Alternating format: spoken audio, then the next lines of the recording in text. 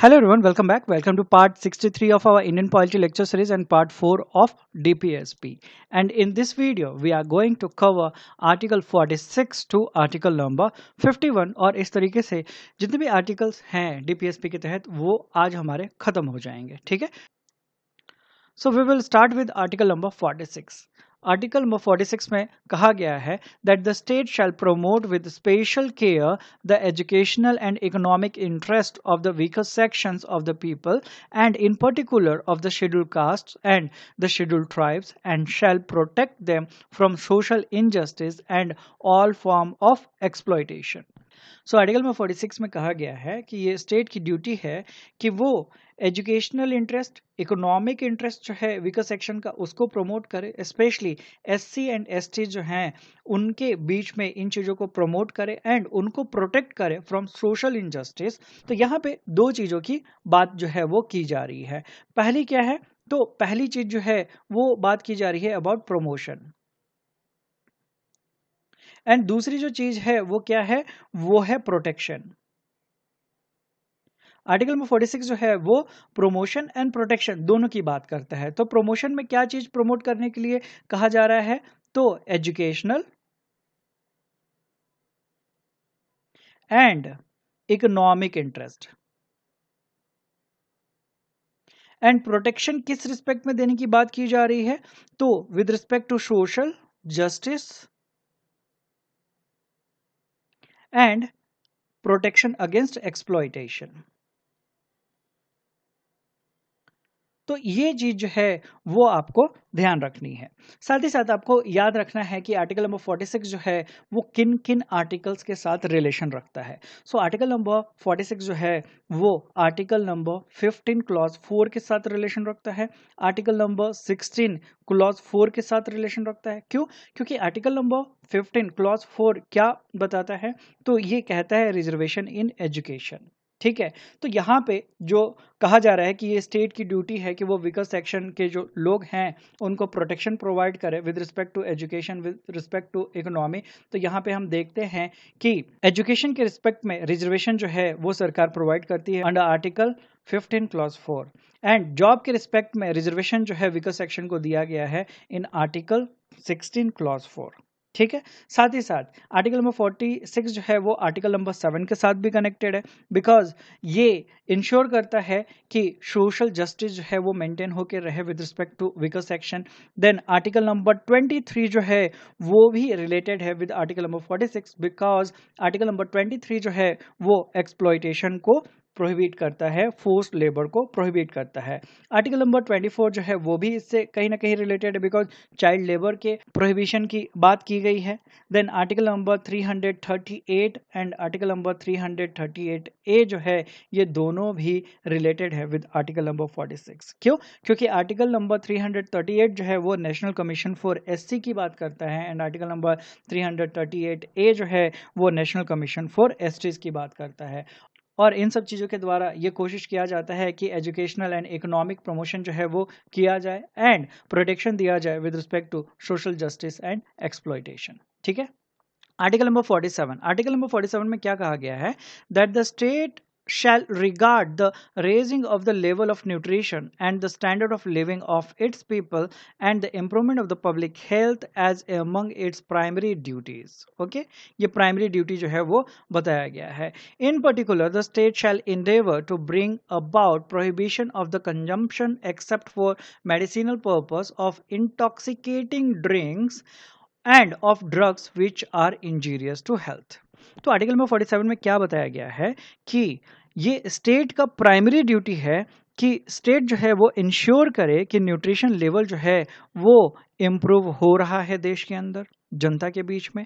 Then standard of living जो है वो जनता का इम्प्रूव हो रहा है, पब्लिक हेल्थ के अंदर इम्प्रूवमेंट हो रहा है, एंड दारू जो है, अल्कोहल जो है उसके ऊपर प्रोहिबिशन लाया जा रहा है, ठीक है। तो इस वजह से हम देखते हैं कि कुछ स्टेट्स में दारू जो है वो बैन किया गया है, क्योंकि वो डीपीएसपी के तहत आर्टिकल नंबर 47 में जो बात कही गई है उसको इम्प्लीमेंट करने की कोशिश कर रहे हैं, ठीक है। सो ओवरऑल आर्टिकल 47 क्या कह रहा है? आर्टिकल नंबर 47 जो है वो डायरेक्ट कर रहा है स्टेट को कि न्यूट्रिशन का लेवल आप इंप्रूव करो, स्टैंडर्ड ऑफ लिविंग जो है जनता की वो इंप्रूव करो, पब्लिक हेल्थ जो है उसको इंप्रूव करो, और इंटॉक्सिकेटिंग ड्रिंक्स अगर समाज में चल रहे हैं, ड्रग्स अगर चल रहा है जो हार्मफुल है हेल्थ के लिए, उसे आप बैन करो, उसे जितना हो सके उतना लोगों से दूर रखो। तो ये ड्यूटी जो है, प्राइमरी ड्यूटी जो है वो स्टेट को दिया गया है through article number 47।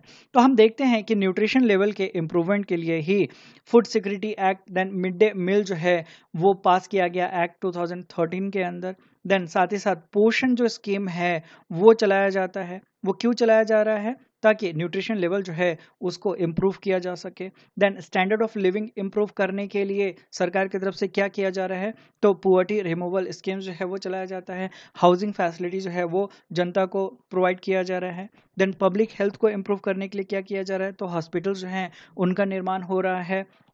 Vaccination schemes जो है वो चलाई जाती हैं। सैनिटेशन स्कीम्स जो है वो चलाई जाती है। प्रोहिबिशन ऑफ अल्कोहल के रिस्पेक्ट में हम देखते हैं कि कुछ स्टेट जो है वो इन चीज़ों को इम्प्लीमेंट करके दारू को, शराब को अपने राज्यों में बैन करा रहे हैं। ठीक है, ड्रग कंट्रोल जो है उसके ऊपर पैनी नज़र, कड़ी नज़र जो है वो सरकार की रहती है, ताकि इन सब चीज़ों का मिसयूज जो है जनता के बीच में ना हो, बिकॉज ये सारी चीज़ें जो है वो हेल्थ के लिए बहुत ही खराब है। ठीक है, सो आर्टिकल नंबर 47 जो है वो और किन किन आर्टिकल्स के साथ रिलेशन रखता है? सो आर्टिकल नंबर 47 जो है वो आर्टिकल नंबर 21 के साथ रिलेशन रखता है। क्यों? क्योंकि article number 21 right to life and personal liberty के अंदर ही राइट टू हेल्थ जो है वो एक फंडामेंटल राइट हो जाता है। साथ ही साथ right to life with dignity जो है वो आर्टिकल नंबर 21 के अंदर ही फॉल होता है। तो हम देखते हैं कि आर्टिकल नंबर 47 में जो बात कही गई है वो आर्टिकल नंबर 21 के साथ कनेक्टेड है। साथ ही साथ आर्टिकल नंबर 42 जो कि बात करता है अबाउट मैटरनिटी रिलीफ, वो भी आर्टिकल नंबर 47 से रिलेटेड है। Then article number 39 clause E जो है वो भी आर्टिकल नंबर 47 के साथ रिलेटेड है, क्योंकि हेल्थ ऑफ वर्कर्स की बात जो है आर्टिकल नंबर 39 क्लॉज ई में की गई है, एंड यहाँ पे भी हेल्थ की बात जो है वो की गई है। सो मैं क्यों बता रहा हूँ कि ये जो पर्टिकुलर आर्टिकल है ये किन किन आर्टिकल के साथ रिलेटेड है? क्योंकि अगर टफ क्वेश्चन बनाना होगा तो वहाँ पे ये चीज़ें जो है वो मेंशन की जा सकती है, पूछा जा सकता है कि नीचे दिए हुए जो आर्टिकल्स हैं उनमें से कौन सा या कौन से आर्टिकल जो हैं वो डायरेक्टली या इनडायरेक्टली आर्टिकल नंबर 47 के साथ रिलेटेड है। ठीक है, और वो स्टेटमेंट्स जो हैं वो दे दिए जाएंगे। तो आपको पता होना चाहिए कि हाँ, ये जो पर्टिकुलर आर्टिकल्स हैं ये रिलेटेड हैं और क्यों रिलेटेड है। ठीक है, सो ओवरऑल आर्टिकल नंबर 47 में क्या कहा गया है कि सोसाइटी में लोगों का न्यूट्रिशन लेवल जो है वो इम्प्रूव हो, पब्लिक हेल्थ जो है वो इम्प्रूव हो, जो इंटॉक्सिकेटिंग ड्रिंक्स हैं, ड्रग्स हैं, वो खत्म हो, समाज से उसको हटाया जाए, उसको बैन किया जाए। तो आर्टिकल नंबर 47 को किस तरीके से लॉजिकली याद रखना है, सो आप इस इमेज को ध्यान से देखिए और इसको आप याद रखिए। ठीक है, आर्टिकल नंबर 47 में शराबबंदी की बात की गई है, इंटॉक्सिकेटिंग ड्रिंक्स जो है उसको बैन करने की बात की गई है, ड्रग्स जो है उसको रिमूव करने की बात की गई है। तो आप लॉजिकली याद रखिए, 4 से आपको एक पिस्टल जो है वो याद रखना है जो कि शूट कर रहा है एक ग्लास को, जिसके अंदर लीकर जो है, जिसके अंदर इंटॉक्सिकेटिंग ड्रिंक जो है वो भरा हुआ है। ठीक है, सो आर्टिकल नंबर 47 को इंटॉक्सिकेटिंग ड्रिंक जो है वो पसंद नहीं है, इसीलिए शूट किया जा रहा है इस ड्रिंक को, ताकि ओवरऑल सोसाइटी के अंदर पब्लिक हेल्थ जो है वो इम्प्रूव हो। ठीक, तो आपको ध्यान रखना है कि प्रोहिबिशन ऑफ इंटॉक्सिकेटिंग ड्रिंक्स जो है वो बात किया गया है आर्टिकल नंबर 47 में, एंड पब्लिक हेल्थ की इंप्रूवमेंट की बात की गई है आर्टिकल नंबर 47 में। आई होप कि इस इमेज के थ्रू आप इसको लॉजिकली याद रखेंगे। Then article number 48, article number 48 बात करता है organisation of agriculture and animal husbandry. Again ये एक लिबरल एंड गांधीयन प्रिंसिपल को रिप्रेजेंट करता है। सो आर्टिकल नंबर 48 में कहा गया है that the state shell endeavor to organize agriculture and animal husbandry on modern and scientific lines, and shall in particular take steps for preserving and improving the breeds and prohibiting the slaughter of cows and calves and other milch and draught cattles. क्या कहा जा रहा है article number 48 के अंदर? Article number 48 के अंदर कहा जा रहा है कि एग्रीकल्चर एंड एनिमल हस्बेंड्री के रिस्पेक्ट में मॉडर्न एंड साइंटिफिक जो चीजें हैं उसको अप्लाई करना चाहिए देश में, ताकि इन सारी चीजों के अंदर एक अच्छा पॉजिटिव डेवलपमेंट जो है वो हमें देखने को मिले। साथ ही साथ जो ब्रीड्स हैं उनको हमें प्रिजर्व भी करना है और उनको इम्प्रूव भी करना है फॉर फ्यूचर जनरेशन। ओके, ये बात कही गई है।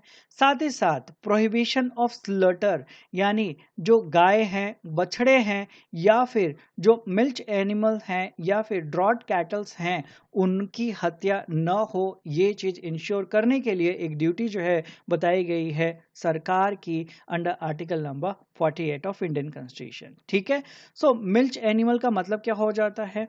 तो वो एनिमल जो मिल्क प्रोवाइड करते हैं उन्हीं को मिल्च एनिमल हम कहते हैं, मिल्क कैटल हम कहते हैं। सो ड्रॉट कैटल क्या होता है?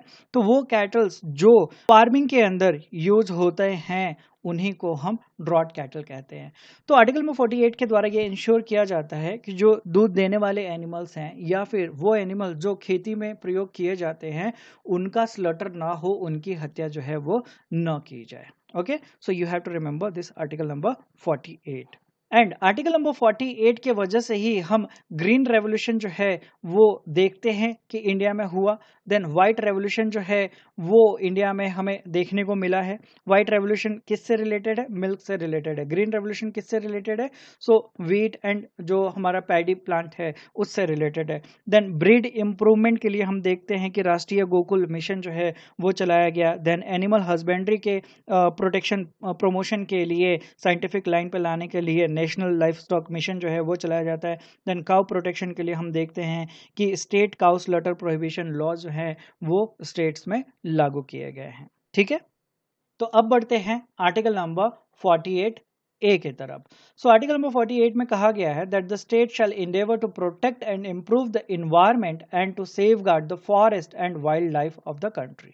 आर्टिकल नंबर 48 ए के तहत ये सरकार को कहा गया है कि सरकार जो है वो लॉज बना के प्रोटेक्ट करे एंड इम्प्रूव करे इन्वायरमेंट को, साथ ही साथ सेफगार्ड प्रोवाइड करे फॉरेस्ट को और वाइल्ड लाइफ को जो फॉरेस्ट में रह रहे हैं हमारे देश के अंदर। ठीक है, सो ये बात आर्टिकल नंबर 48 ए के तहत कही गई है। यहाँ पे कैपिटल ए है, दैट मीन्स ये आर्टिकल जो है बाद में जोड़ा गया है। कब जोड़ा गया है? 42nd कॉन्स्टिट्यूशनल अमेंडमेंट एक्ट के बाद ये जोड़ा गया है 1976 में। सो लॉजिकली आपको कैसे याद रखना है आर्टिकल नंबर 48 ए को? तो आपको इस तरीके से याद रखना है। ठीक है, F फॉर फॉरेस्ट। सो 8 को आप इस तरीके से याद कर सकते हैं कि जो दो लूप्स हैं उसके अंदर एनिमल्स जो हैं, वाइल्ड लाइफ, वो आपको देखने को मिल जाता है। देन ए जो है कैपिटल ए से आप एयर याद रख सकते हैं। एयर जो है वो अच्छे इन्वायरमेंट के लिए, अच्छी हवा जो है वो ज़रूरत की चीज़ है, इसलिए ए से एयर यानी इन्वायरमेंट जो है वो आप याद रख सकते हैं। इस तरीके से हम क्या देखते हैं कि आर्टिकल नंबर 48 ए जो है वो हमें बताता है about protection of forest, wildlife and environment. So article number 49 में कहा गया है that it shall be obligation of the state to protect every monument और प्लेस और ऑब्जेक्ट ऑफ आर्टिस्टिक और हिस्टोरिक इंटरेस्ट डिक्लेयर्ड बाय और under law made by parliament to be of national importance from spoliation, disfigurement, destruction, removal, disposal or export as the case may be।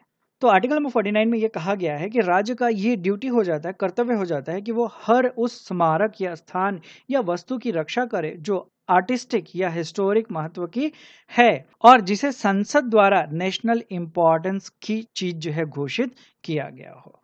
तो आपको याद रखना है कि जो भी मॉन्यूमेंट्स नेशनल इंपॉर्टेंस के डिक्लेयर किए जाते हैं बाय पार्लियामेंट, उनको प्रोटेक्ट और प्रिजर्व किया जाता है बाय ASI। ASI क्या है? Archaeological survey of India. Okay, तो यहाँ पे दो चीजें आपको ध्यान देनी है कि किसके द्वारा डिक्लेयर किया जाता है कि ये पर्टिकुलर मॉन्यूमेंट जो है वो नेशनल इंपॉर्टेंस की है, तो पार्लियामेंट के द्वारा। ओके, एंड दूसरी चीज कि उन मॉन्यूमेंट्स का प्रोटेक्शन एंड प्रिजर्वेशन किसके द्वारा किया जाता है, तो ASI के द्वारा। ये दोनों चीजें जो हैं वो आपको याद रखनी है और ये चीज जो है वो आर्टिकल नंबर 49 में बताई गई है। सो आर्टिकल नंबर 50 में कहा गया है that the state shall take steps to separate the judiciary from the executive in public services of the state. यानी जो जुडिशरी है उसको एग्जीक्यूटिव से सेपरेट करके रखा जाए, ये स्टेट को ड्यूटी दिया गया है through article number 50 of Indian constitution. Okay, हम देखते हैं कि लेजिस्लेचर जो है वो लॉ बनाता है, एग्जीक्यूटिव जो है वो लॉ को इम्प्लीमेंट करता है, एंड जुडिशरी जो है वो इंटरप्रेट करता है, वो चेक करता है कि लॉ सही तरीके से अप्लाई किया जा रहा है कि नहीं, कहीं इनजस्टिस तो किसी के साथ नहीं हो रहा है। ठीक है, तो आपको क्या ध्यान में रखना है कि आर्टिकल नंबर 50 जो है वो जुडिशरी एंड एग्जीक्यूटिव के सेपरेशन की बात करता है। आर्टिकल नंबर 50 में लेजिस्लेचर के सेपरेशन की बात नहीं की गई है, क्योंकि डाउट क्रिएट करने के लिए, प्रेशर में आपसे गलती करवाने के लिए लेजिस्लेचर के रिस्पेक्ट में भी कुछ स्टेटमेंट जो है वो दिए जा सकते हैं। ठीक है, तो आपको याद रखना है कि आर्टिकल नंबर 50 में जुडिशरी एंड एग्जीक्यूटिव के सेपरेशन की बात की गई है। तो अगर हम देखें ऑर्गन्स की, तो लेजिस्लेचर एंड एग्जीक्यूटिव के बीच में क्या रिलेशन है, तो कोई स्ट्रिक्ट सेपरेशन जो है वो हमें देखने को नहीं मिलता है यहाँ पे, क्योंकि हम देखते हैं कि जो मिनिस्टर्स हैं वो लेजिस्लेचर के अंदर भी बैठते हैं और वो एग्जीक्यूटिव पोस्ट भी होल्ड करते हैं।